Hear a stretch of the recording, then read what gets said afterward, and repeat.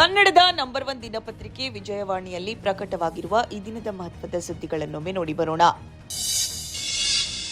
Oman ಕರಾವಳಿಯಲ್ಲಿ ಭಾರತೀಯ ನಾವಿಕರಿದ್ದ 3 ವಾಣಿಜ್ಯ ಹಡಗುಗಳ ಮೇಲೆ ಅಮೆರಿಕ ನೌಕಾಪಡೆ ನಡೆಸಿದ ಸರಣಿ ದಾಳಿ ವಿರುದ್ಧ ಸಿಡಿದೆದ್ದಿರುವ ಭಾರತ ರಾಜತಾಂತ್ರಿಕ ಸಮರ ಸಾರಿದೆ. ನೌಕಾಪಡೆ ದಾಳಿಯಲ್ಲಿ 3 ಭಾರತೀಯರು ಮೃತಪಟ್ಟ ಬಳಿಕ ಇನ್ನಷ್ಟು ವ್ಯಗ್ರವಾಗಿರುವ ಭಾರತ ಅಮೆರಿಕದ ಹಂಗಾಮಿ ರಾಯಭಾರಿ ಜೇಸಸ್ ಮೀಗ್ಸ್ ಅವರನ್ನ ಸತತ 2ನೇ ಬಾರಿ ವಿದೇಶಾಂಗ ವ್ಯವಹಾರಗಳ ಸಚಿವಾಲಯಕ್ಕೆ ಕರೆಸಿಕೊಂಡು ತೀವ್ರ ತರಾಟೆಗೆ ತೆಗೆದುಕೊಂಡಿದೆ. ಈ ಸುದ್ದಿಗೆ ಮುಖಪುಟ ನೋಡಿ. 100ಕ್ಕೂ ಅಧಿಕ ದಿನಗಳಿಂದ ನಡೆಯುತ್ತಿರುವ ಕೊಲ್ಲಿ ಕದನಕ್ಕೆ ತೆರೆ ಬೀಳುವ ಸಾಧ್ಯತೆ ಗೋಚರಿಸಿದೆ. ಇರಾನ್ ತೈಲ ಉದ್ಯಮವನ್ನು ನಿಯಂತ್ರಣಕ್ಕೆ ತೆಗೆದುಕೊಳ್ಳುವುದಾಗಿ ಬೆದರಿಕೆ ಹಾಕಿದ ಕೆಲವೇ ಗಂಟೆಗಳಲ್ಲಿ ಸೇನಾ ದಾಳಿ ರದ್ದುಗೊಳಿಸುವ ನಿರ್ಧಾರವನ್ನು ಗುರುವಾರ ತಡರಾತ್ರಿ ಅಮೆರಿಕ ಅಧ್ಯಕ್ಷ ಡೊನಾಲ್ಡ್ ಟ್ರಂಪ್ ಘೋಷಿಸಿದ್ರು. ಜೊತೆಗೆ ಇರಾನ್ ಜೊತೆಗಿನ ಯುದ್ಧ ಕೊನೆಗೊಳಿಸುವ ಒಪ್ಪಂದ ಬಹುತೇಕ ಪೂರ್ಣಗೊಂಡಿದೆ. ಈ ಸುದ್ದಿಗೆ ದೇಶ ವಿದೇಶ ಪುಟ ನೋಡಿ.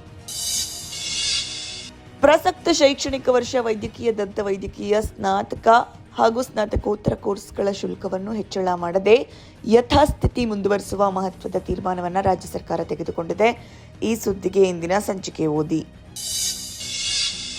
ವಿಧಾನ ಪರಿಷತ್ ಚುನಾವಣೆಗೆ ದಿನಗಣನೆ ಆರಂಭವಾಗಿರುವ ನಡುವೆಯೇ ಪಕ್ಷದ ಅಭ್ಯರ್ಥಿಗಳನ್ನು ಗೆಲ್ಲಿಸಿಕೊಳ್ಳುವ ಕಾರ್ಯತಂತ್ರದ ಭಾಗವಾಗಿ ರಾಜಕೀಯ ಪಕ್ಷಗಳು ತಾಲೀಮು ಆರಂಭಿಸಿವೆ. ಈ ಸುದ್ದಿಗೆ ಸಮಸ್ತ ಕರ್ನಾಟಕ ಪುಟ ನೋಡಿ. ಕಲಬುರಗಿ ನಗರದ ಸರ್ಕಾರಿ ಪದವಿ ಪೂರ್ವ ಬಾಲಕಿಯರ ಕಾಲೇಜಿನಲ್ಲಿ ಶುಕ್ರವಾರ ತರಗತಿ ನಡೆಯುತ್ತಿದ್ದ ವೇಳೆ ಕಟ್ಟಡದ ಚಾವಣಿ ಸಿಮೆಂಟ್ ಪದರ ಏಕಾಏಕಿ ಕುಸಿದು ಬಿದ್ದು 5 ವಿದ್ಯಾರ್ಥಿನಿಯರು ಗಾಯಗೊಂಡಿದ್ದಾರೆ. ಈ ಸುದ್ದಿಗೆ ಇಂದಿನ ಸಂಚಿಕೆ ಓದಿ. ಇದೇ ತಿಂಗಳ 21ರಂದು ನಡೆಯಲಿರುವ ನೀಟ್ ಯುಜಿ 2026ರ ಮರುಪರೀಕ್ಷೆಯನ್ನ ಸುಗಮವಾಗಿ ನಡೆಸಲು ಕೇಂದ್ರ ಸರ್ಕಾರ ನಿರ್ಧರಿಸಿದೆ. ಈ ಸುದ್ದಿಗೆ ವಿಜಯವಾಣಿ ಓದಿ.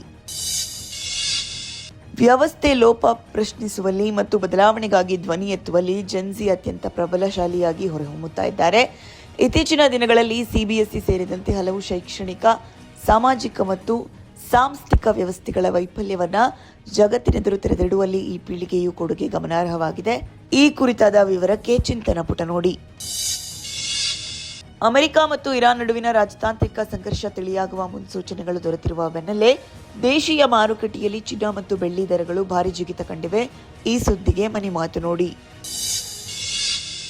ಐಪಿಎಲ್ ಬೆನ್ನಲ್ಲೇ ನಡೆದ ಏಕೈಕ ಟೆಸ್ಟ್ ಪಂದ್ಯದಲ್ಲಿ 3 ದಿನಗಳಲ್ಲಿ ಗೆಲುವು ದಾಖಲಿಸಿ ಬೀಗಿರುವ ಭಾರತ ತಂಡ ಪ್ರವಾಸಿ ಅಫ್ಘಾನಿಸ್ತಾನ ವಿರುದ್ಧ ಏಕದಿನ ಸರಣಿ ಆಡಲು ಸಜ್ಜಾಗಿದೆ. ಈ ಸುದ್ದಿಗೆ ಕ್ರೀಡಾಪುಟ ನೋಡಿ. ತಮಿಳುನಾಡು ಮುಖ್ಯಮಂತ್ರಿ ನಟ ಜೋಸೆಫ್ ವಿಜಯ್ ಶುಕ್ರವಾರ ಮಧ್ಯಾಹ್ನ ಕೊಲ್ಲೂರು ಶ್ರೀ ಮೂಕಾಂಬಿಕಾ ದೇವಸ್ಥಾನಕ್ಕೆ ಭೇಟಿ ನೀಡಿ ವಿಶೇಷ ಪೂಜೆ ಸಲ್ಲಿಸಿದ್ರು.